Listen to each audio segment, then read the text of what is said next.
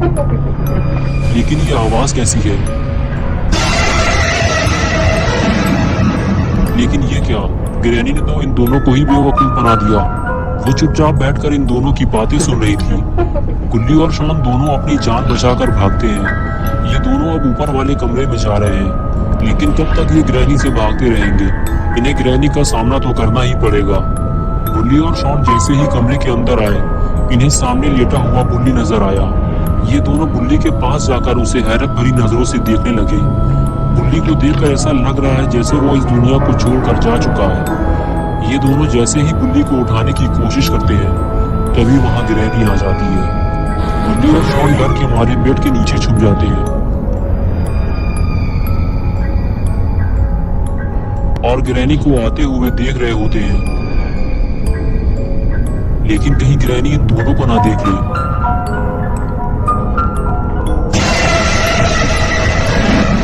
Granny की आवाज सुनकर बुल्ली होश में आ जाता है और वो जैसे ही ग्रैनी को देखता है, उसे याद आता है कि ग्रैनी ने उसे बहुत मारा था। तभी वो ग्रैनी को 4-5 चांटे मार के ग्रैनी का मुंह लाल कर देता है।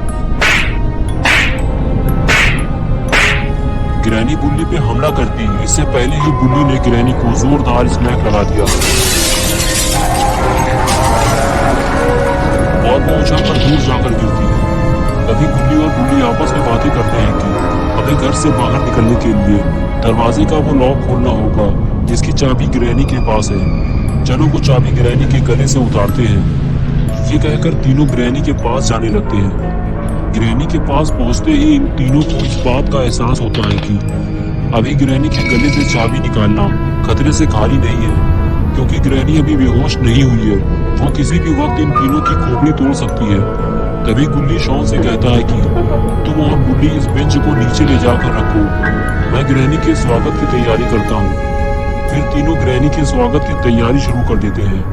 बुल्ली और शॉन बेंच को उठाकर नीचे ले जाते हैं और गुल्ली ग्रैनी को अपने सर पे उठा लेता है और उसे लेकर आगे बढ़ने लगता है। लेकिन ये ग्रैनी को कहाँ उठाकर ले जा रहा है? लगता है ग्रैनी का जोरदार स्वागत होने वाला है। गुल्ली ग्रैनी को लेकर रेलिंग के ऊपर चढ़ गया। गुल्ली और शॉन ने बेंच को सही जगह फिट कर दिया है और ये लगाई गुल्ली ने हाई फ्लाई जंप और ग्रैनी की कमर तोड़कर रख दी।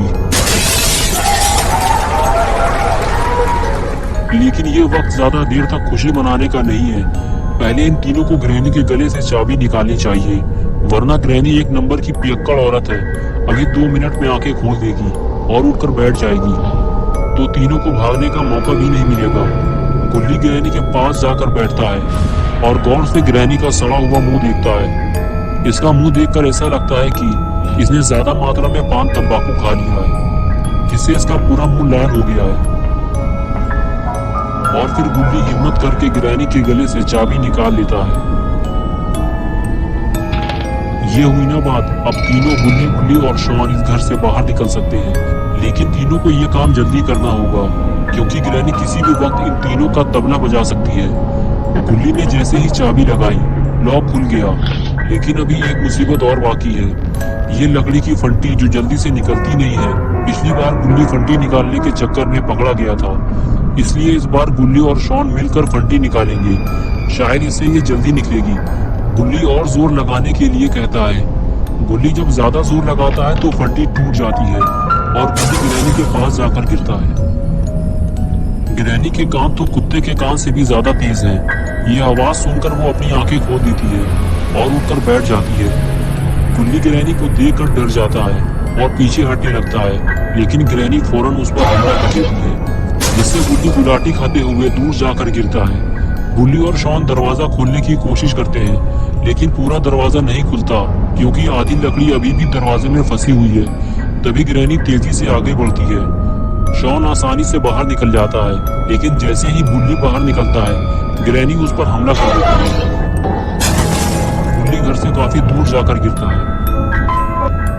गुल्ली और शॉन तो ग्रैनी के घर से बाहर निकल आए हैं, लेकिन गुल्ली बेचारा घर के अंदर फंसा हुआ है और ग्रैनी नहीं चाहती कि गुल्ली घर से भाग जाए, इसलिए वो दरवाजे को और भी ज्यादा अच्छी तरह से लॉक कर देती है। तो दोस्तों, क्या होगा अब गुल्ली का? क्या गुल्ली इस घर से भाग पाएगा? क्या गुल्ली और शॉन गुल्ली को बचाने आएंगे, या फिर इस घर में गुल्ली की मौत हो जाएगी? ये सब हम देखेंगे पार्ट 3 में।